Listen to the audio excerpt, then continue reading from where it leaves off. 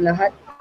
Um, since last meeting is nag-theory tayo, ngayon naman magpa-problems tayo para mas maintindihan pa natin yung theory na na-discuss ng last. So, Miss Franzi, share the screen na.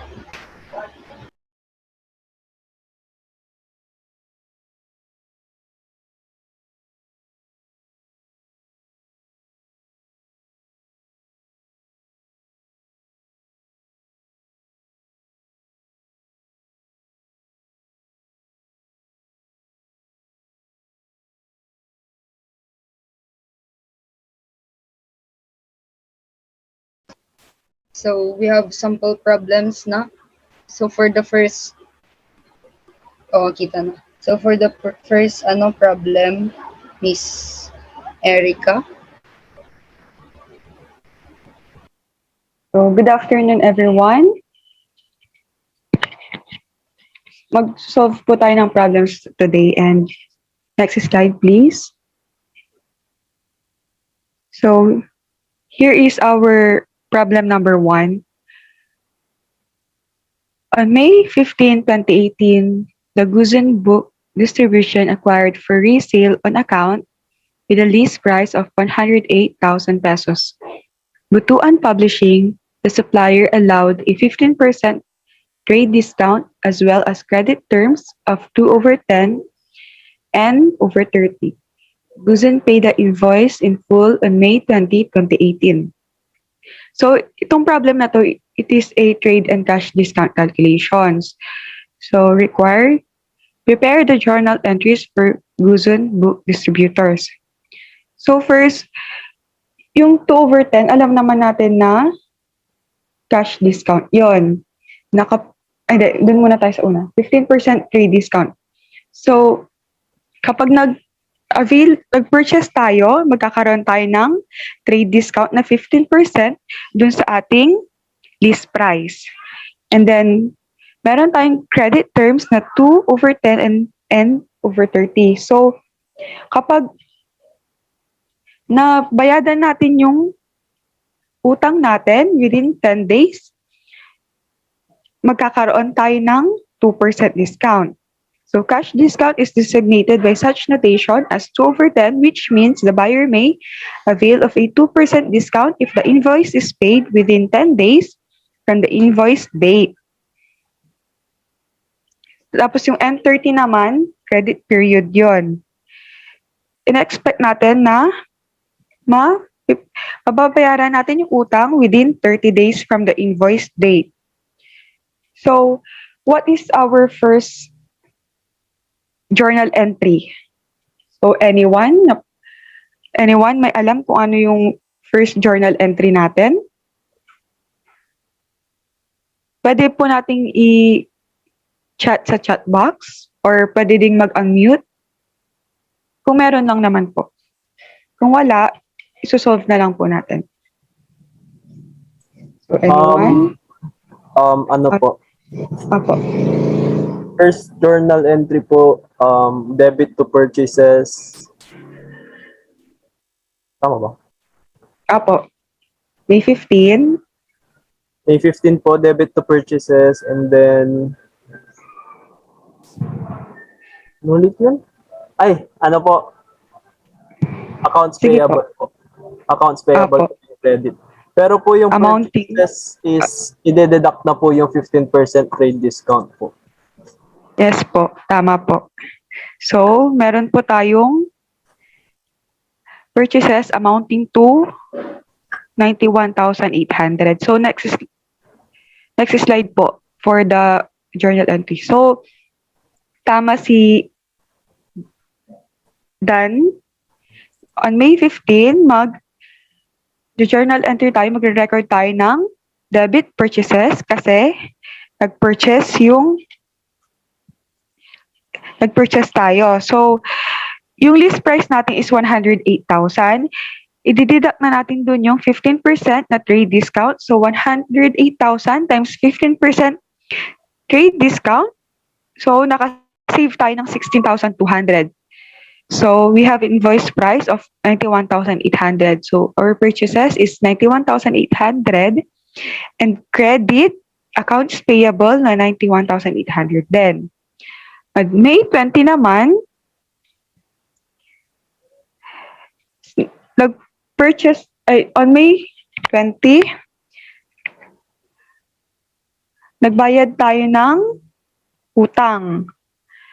Utang natin dun sa May 15 na pinurchase natin. So, magde-debit tayo ng accounts payable. So, nabayaran na natin kaya debit na siya. Wala na tayong utang. And then, May 20 siya nagbayad. So, parang 5 days lang from the invoice date. So, maa-avail natin yung 2% discount kasi pasok pa siya sa 10 days. So, yung 91,800 na invoice price, ita-times natin siya sa 2% na discount. So, nagkaroon tayo ng purchase discount na 1,836. So, i-credit natin yon. Credit, purchase discount, 1,836. And then, yung cash na lang na babayaran is, yung cash na lang natin na maliles is 89,964. So, ulitin ko po. Yung accounts payable natin, mababayaran na siya. So, debit, 91,800.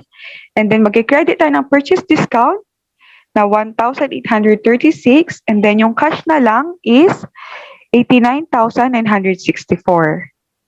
So, gets po ba natin yon or may tanong po tayo dyan?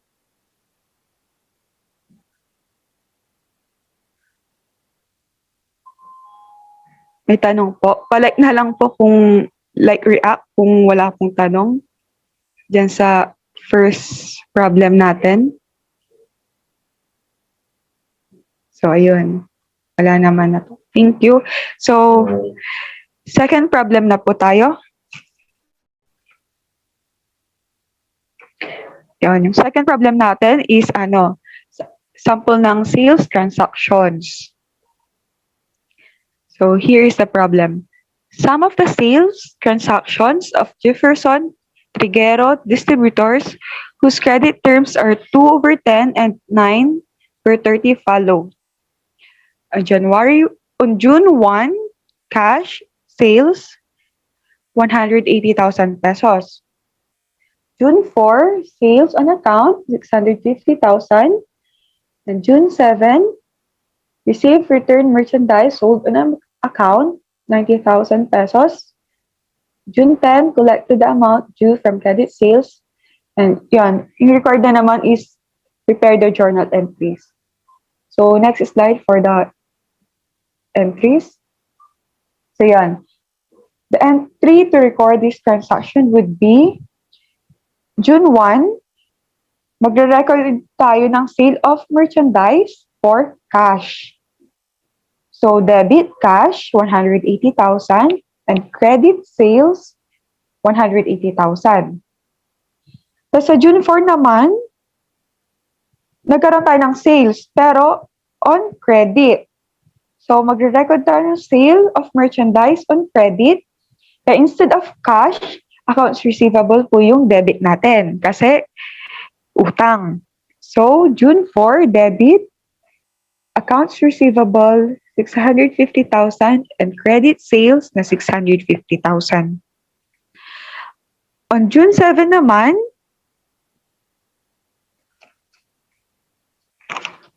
so naka-receive tayo ng return merchandise sold on account. So doon sa natin, doon sa sales natin nung June 4, meron tayong may binalik na items. So si seller, naka-receive siya ng items, returned items. So, ibabawas natin yon sa accounts receivable natin. So, magde-debit tayo ng sales return and allowances kasi nga nakatanggap tayo ng returned items. So, debit, 90,000. And then, babawasan natin yung accounts receivable natin. So, credit, 90,000. On June 10, nagbayad na si buyer. Nakakulat na tayo ng amount. So, pasok na naman siya sa cash discount.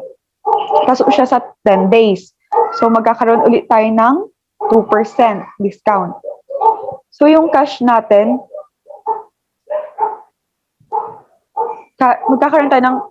makaka-receive tayo ng cash. Hindi. Naka-receive tayo ng cash na 637,000. Kasi, niless na dun yung 13,000. Kala ko po ito mag-boss. Opo, yun. So, thank you, may correction. Thank you, napansin ni Mark. So, wait lang. Kunin ko na yung calculator.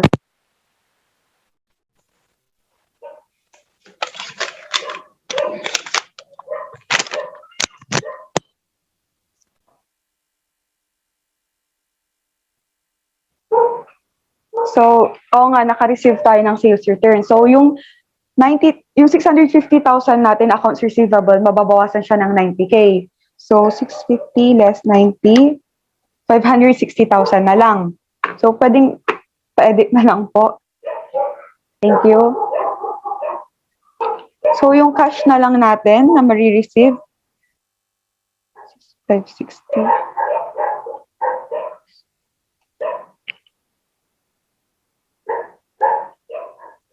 So, yung accounts receivable na lang natin nun is 560,000.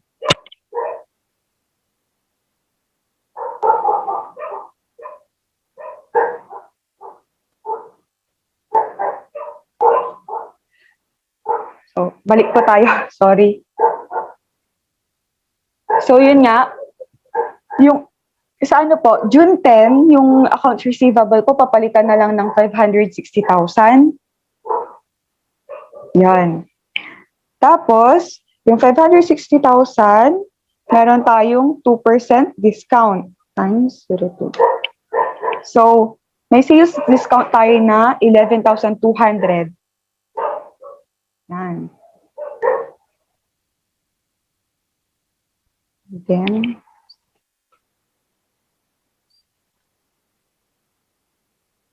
so, ang cash na natin dyan is 548,800.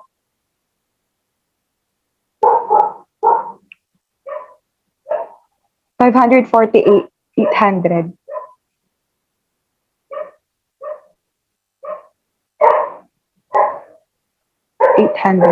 So, ayun, ulitin ko na lang po. Ito na po yung right amount.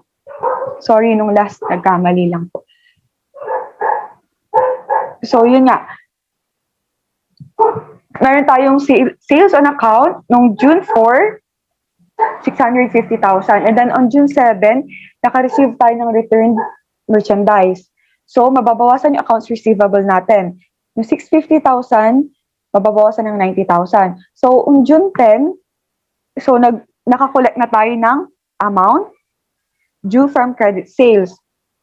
So, yung cash na lang natin is magiging 548,800. Kasi, pasok pa siya sa 10 days, kaya nagkaroon tayo ng 2% cash discount. So, yung accounts receivable na lang natin, nabayaran na, kaya yung accounts receivable natin is, ililas na natin yung accounts receivable natin kasi nga nabayad na. So, 560,000 na lang yon. And then, ita-times natin, from 560,000, multiplied natin sa 2% para makuha yung sales cash discount. So, debit, sales discount na 11,200. And then, yung cash na lang natin is 548,800. So, malinaw po ba or magulo? Or may tanong po tayo dyan?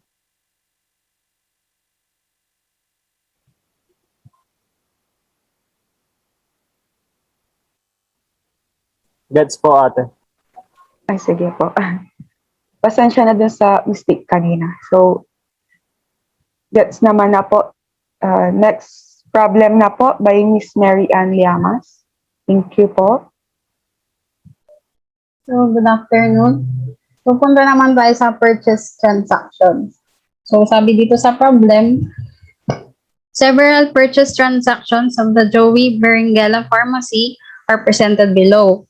The credit terms of the entity are 3/10 and net price due within 30 days. So, sa October 6, si Joey Berenguela Pharmacy nag-purchase siya ng merchandise for cash. So, ano yung natanggap ni Joey? Di ba merchandise? So, nagbayad siya ng cash ng 200,000. And, wait lang, alito na ako. So, sinong gustong mag-recite muna? Bago tayo mag-proceed sa next slide.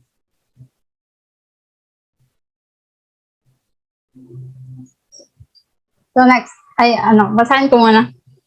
So, October 6, purchase merchandise for cash, 200,000, FOB shipping point.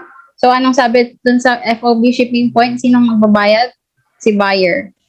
And October 12, purchase merchandise on account, 700,000.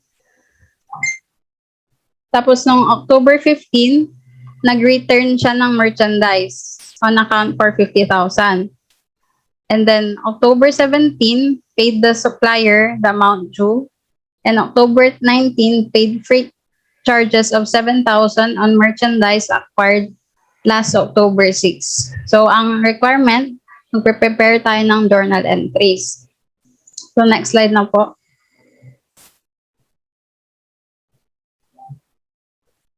So, noong October 6, di ba, si Joey Berenguela, nag-purchase siya ng merchandise. So, debit. Anong normal balance ulit ng cash?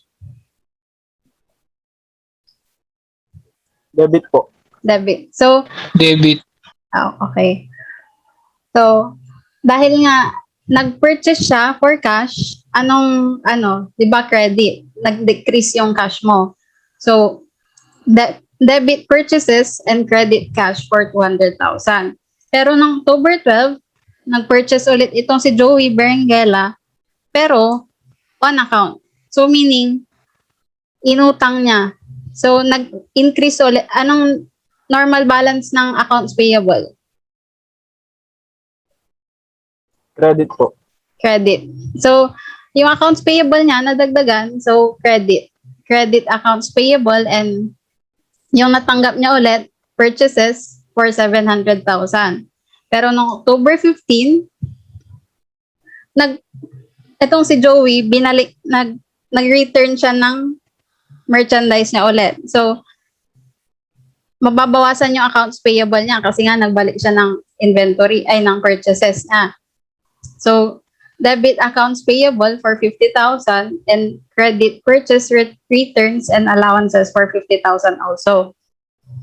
And then, nung October 17, kasi nga, noong October 12, nag-purchase siya ng merchandise for 70,000.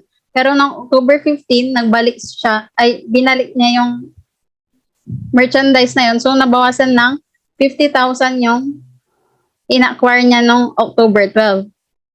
So, ang debit is accounts payable for 650,000. Pasensya na, kinakabahan ako. Wait lang. Pero, bakit pero meron pang purchase discount no October 17? Sige nga. Yung terms po na yung 2/10 po na bayaran niya po within that. Correct. Kasi, di ba, nung October 12, yun yung nag-purchase siya ng on account. So, kung within 10 days, nabayaran niya nung October 17, so pasok pa rin yung purchase discount doon sa transaction, no? So, 650,000 times 0.03. So, yun, 19,500 yung sa purchase discount. And yung binayad naman niya is 650,000 minus 19,500. So, yung total nun is 630,500. And nung October 19 naman, Sinong nagbayad? Ano ba si Joey? Siya yung buyer. So, sabi dito, FOB shipping point. So, sinong magbabayad nun? E di si buyer. So, ang ano natin is debit. Teka lang, mga manok, ano ba? So, ang debit natin is transportation in for 7,000 and debit cash. Kasi nga, yun yung binayad niya for 7,000. May question pa po ba? Or okay naman? O, yung manok yung sumagot. Okay na po. So, next problem na po tayo. Sorry, hindi ko kasi pinara mo yung picture eh. So, nung purchase transaction ulit. So, on March 10, 2018, Ray Rabago Fruits purchased 18,000 worth of merchandise. Ano ba? From Marcos Jenner Castillo. Terms 1/10 and net price due within 30 days. FOB shipping point ulit. So, buyer tong si Ray Rabago. On March 12, Rabago paid 360,000 freight on the shipment. On March 15, Rabago returned 2,000 of merchandise for credit and final payment was made to Castillo on March 19. Sino si Castillo? Siya yung seller. Ano ba? Noong March 9, Ray Rabago Fruits uses the periodic inventory system. And yung requirement number 1 muna tayo, prepare the journal entries for Ray Rabago Fruits. So, nung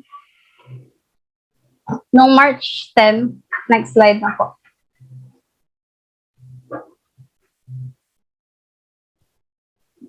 Next slide na si.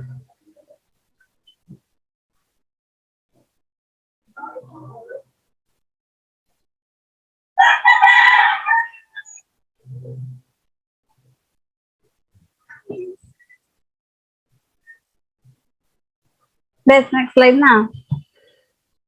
Here.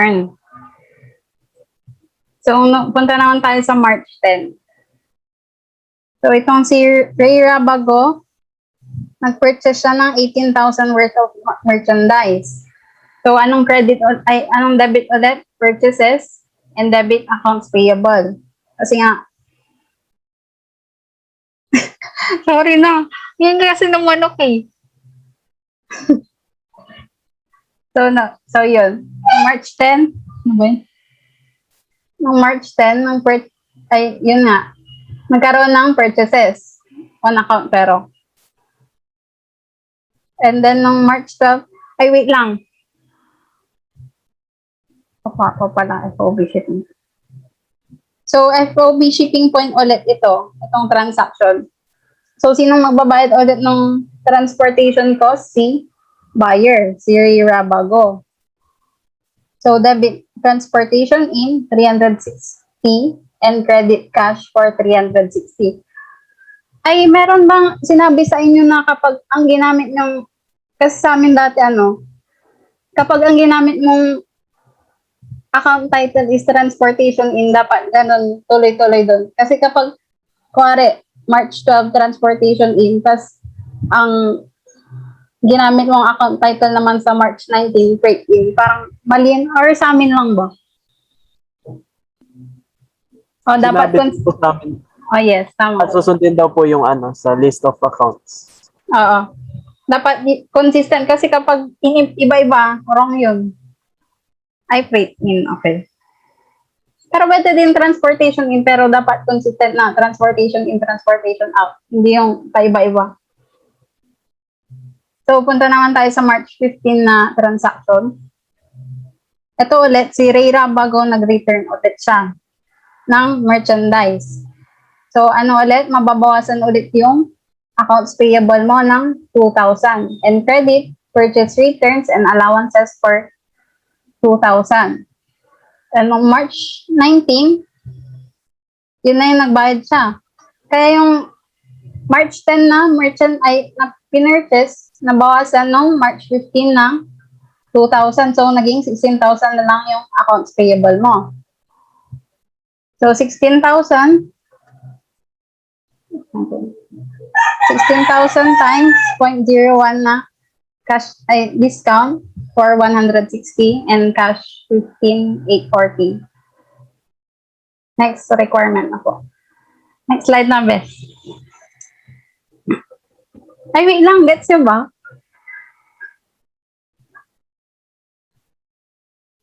Okay na. Okay, sige. Next requirement na, Beth. Next slide na, Steve. Ayan. Requirement to ba? Oo. Okay. Ano ba itong mamanok dito? Sorry. So, na yung requirement number 2, prepare the journal entries assuming that the terms are FOB destination. Anong sabi ng FOB destination? Sino magbabayad? Si seller. Kapag FOB shipping point, ang nagbayad si buyer. So, nung March 10, parehas lang dun sa requirement number 1, ang transaction ulit is ang debit ulit is purchases and accounts payable for 18,000. And noong March 12, ang sabi, si Ray Rabago yung nagbayad ng ng transportation cost. Pero, ang sabi, FOB destination. Di dapat si seller. Pero ang actual na nagbayad ay si buyer. So, ibabawas na yun sa accounts payable niya for 360 and credit cash for 360 ulit. And same lang ulit yung dun sa March 15 na transaction. Nag-return siya ulit ng 2,000. So, debit accounts payable and credit purchase returns and allowances for 2,000. And nung March 19, nagbayad ulit. So, accounts payable, bakit naging 15,640? Kasi, binawas yung 360 na binayad noong March 12. So, 16,000 minus 360 is equal to 15,640. And nagkaroon ulit ng discount. So, 16,000 times 0.01 is 160 and per cash, 15,480. So, may tanong po ba tayo or wala? Wala po. Okay na po. So, next is Miss Natalie.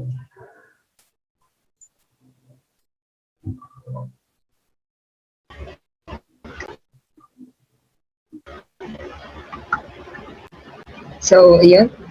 Dako naman tayo sa transportation cost. So, on June 16, 2018, Ilano sold merchandise to Pascual for 6,000 pesos. Terms, 2/10 and 30. So, ang seller dito is si Ilano, tas buyer si Pascual. Shipping cost were 600 pesos. Pascual received the goods and Ilano's invoice on June 17. On June 24, Pascual sent the payment to Ilano, which Ilano received on June 25. Both Ilano and Pascual use the periodic inventory system. So, periodic inventory, ito yung mga purchases account, ganun. Hindi siya directly sa inventory account. The following are several arrangements regarding shipping cost niya. Meron tayong 4 cases. So, first is letter A. Shipping terms of FOB shipping point, freight collect. Ano na ulit kapag sinabing FOB shipping point? Sino ulit yung magbabayad? Anyone po? Tama, si buyer. FOB shipping point, ang magbabayad dapat si buyer. Sa freight collect naman, buyer din. Pascual paid the shipping cost on June 17 and remitted 5,880 on June 24. So meron tayong dalawang requirements. First is the entries of Ilano to record the sale and the cash receipt. And second is the entries for Pascual to record the purchase, payment of shipping costs, and the cash remittance. So next slide. So sa first requirement, sa June 16, magre-record si Ilano ng accounts receivable na 6K and sales na credit na 6K.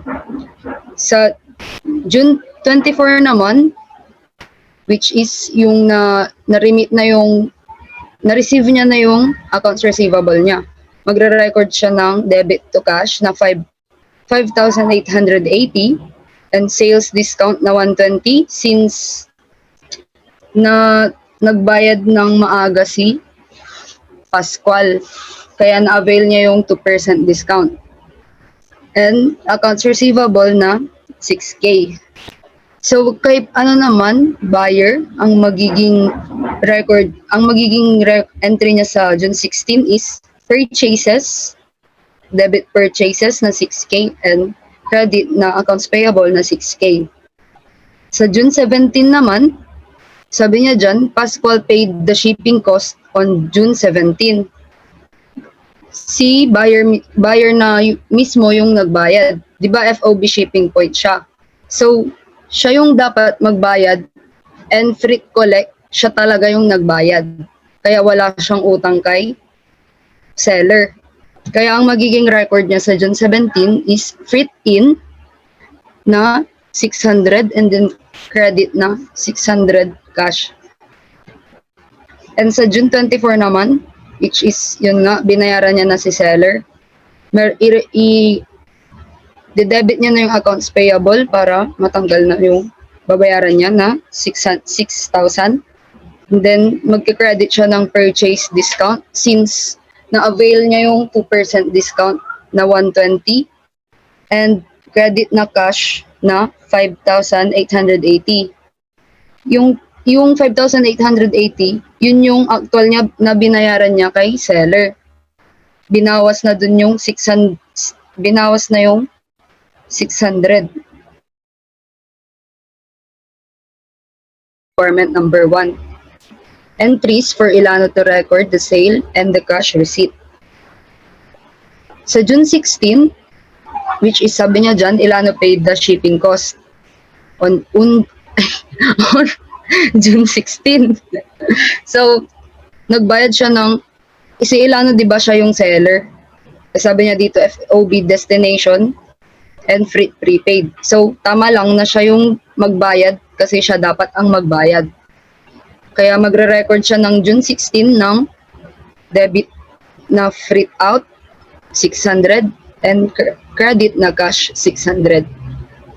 Sa June 17 naman, i-record niya yung yung sale transaction. Kaya magkakaroon siya ng accounts receivable na 6,000 and credit sales na 6,000. And sa June 25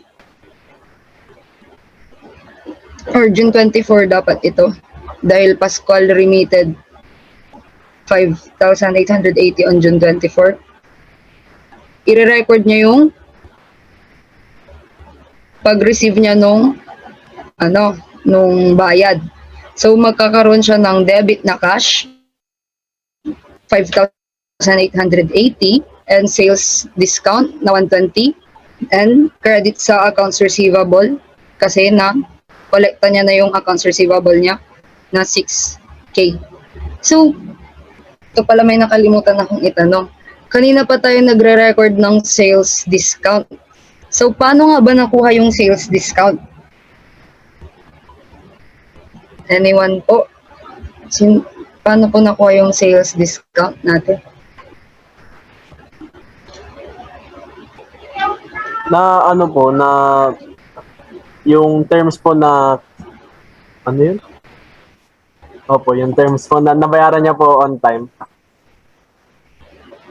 Hmm? Okay, yon. So, nabayaran niya on time, kaya, di ba meron tayo dun na, ang terms natin dun is 2% kapag nakapagbayad siya in 10 days. Nakapagbayad siya ng within, hindi pa siya umabot ng 10 days. Nagbayad na siya. Kaya, nagkaroon siya ng discount. And para ma-compute yung discount na to, yung accounts receivable or yung invoice price, ito times natin siya sa discount na 2%. Kaya nakuha yung sales discount. So, for the requirement number 2, entries for Pascual to record the purchase, payment of shipping costs, and the cash remittance. So, since FOB destination prepaid naman to, si buyer, hindi siya nagbayad ng shipping cost. Kaya wala siyang magiging entry ng June 16. Kasi si seller yung nagbayad. Sa June 17 naman, magde-debit tayo ng purchases na 6,000 and credit na accounts payable 6,000. And in June 24, ito yung pagbabayad. Nagbayad na siya kay seller. Kaya mawawala na yung accounts payable niya. I-debit na natin siya na 6,000 and then magka-credit tayo ng purchase discount na 120 and cash na 5,880. So, gets ba? Yung itong naunang first two case is hindi pa siya talaga masyadong nakakalito. Kasi kung sino yung talagang magbabayad is sila yung nagbabayad talaga. Sa next two cases yung medyo nakakalito na siya. So, okay na ba dito? Yes po, ate. Okay. Thank you. Next slide. So, sa ating case number 3, shipping terms are FOB shipping point prepaid. Pascual paid the shipping costs on June 16 and added the 600 cost to the invoice sent to Pascual. Pascual remitted 6,480 on June 24. So, bakit kaya niya dinagdag yung shipping cost na 600 sa invoice ni Pascual?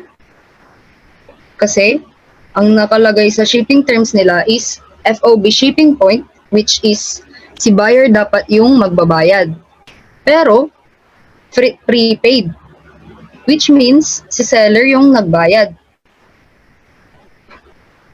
Kaya, pag si seller yung nagbayad, na dapat si buyer yung magbabayad. Kaya idadagdag ni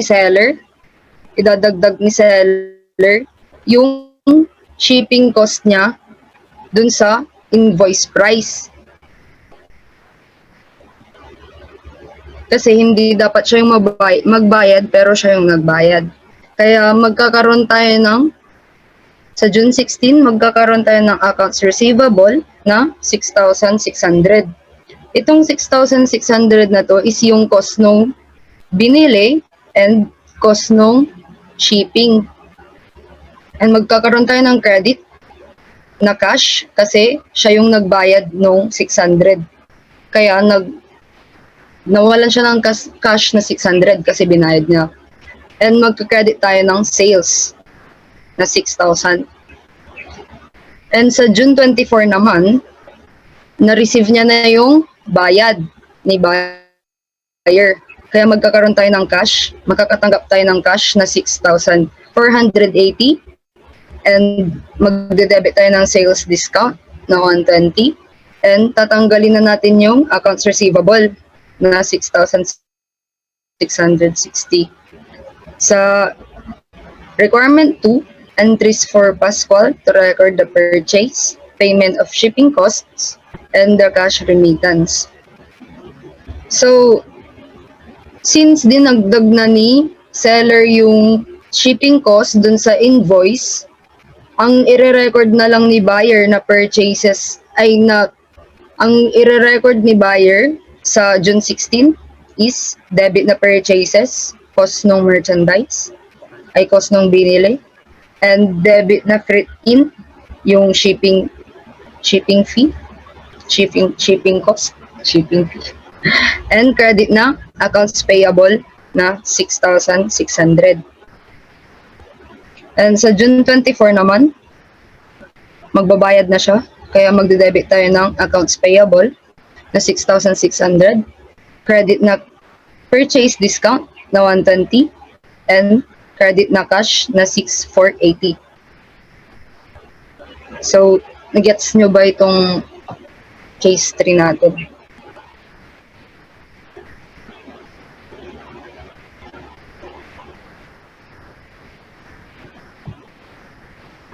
Okay, so move on to the next slide po. So, yon. Ito na yung ating last case. Shipping terms of FOB destination, freight collect. Pascual paid the shipping cost on June 17 and deducted the 600 from the amount owed to Ilano. A copy of freight bill dapat yan, to Ilano was provided with the June 24 remittance. Pascual remitted 5,280 on June 24. So, ang magiging entry ni Ilano dito, which is siya yung seller, sa June 17, ang magiging entry niya is accounts receivable na 5,400 and freight out na 600 and sales na 6,000. So, bakit nga ba 5,400 lang yung nirecord ni seller na accounts receivable niya? So, anyone sa inyo kung bakit, ang nakakaalam kung bakit 5,400 lang?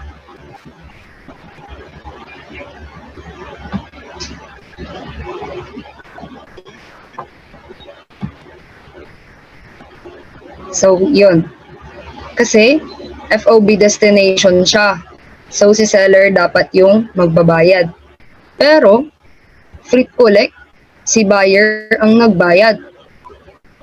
Kaya, naisip ni na ibawas na lang sa accounts receivable niya yung shipping cost.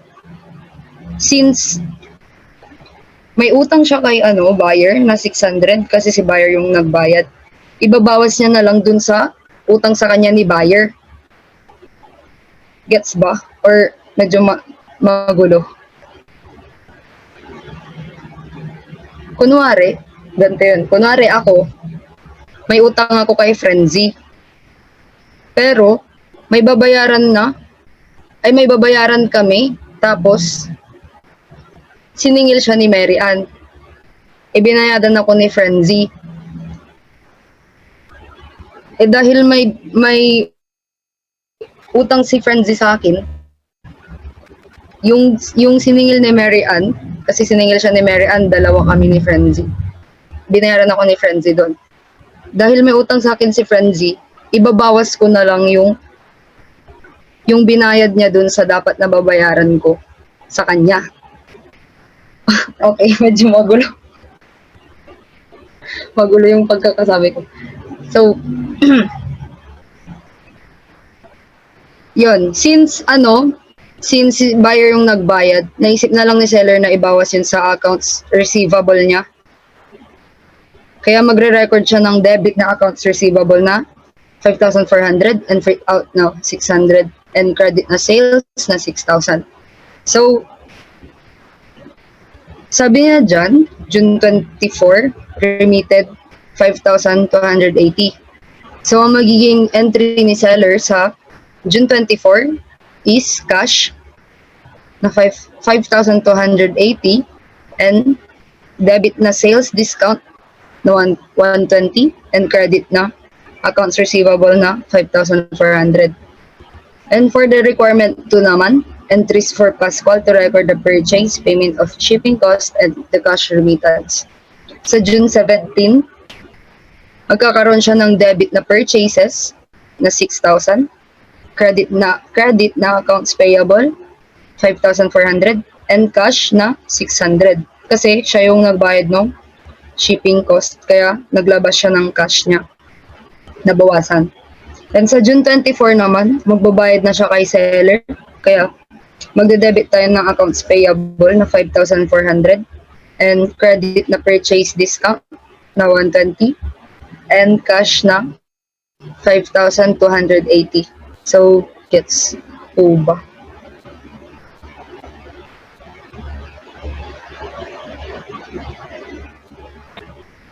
Okay, gets na po.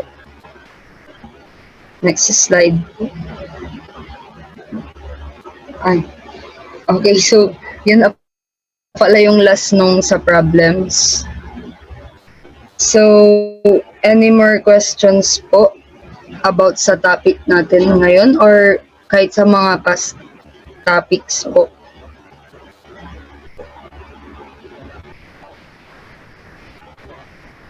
Okay naman na po for me. Okay naman na. Kay Mark. Okay na ba, Mark? Okay po. Okay naman na. Opo. So, okay. So, ayun. Thank you for listening. That ends yung sa ano natin na problems.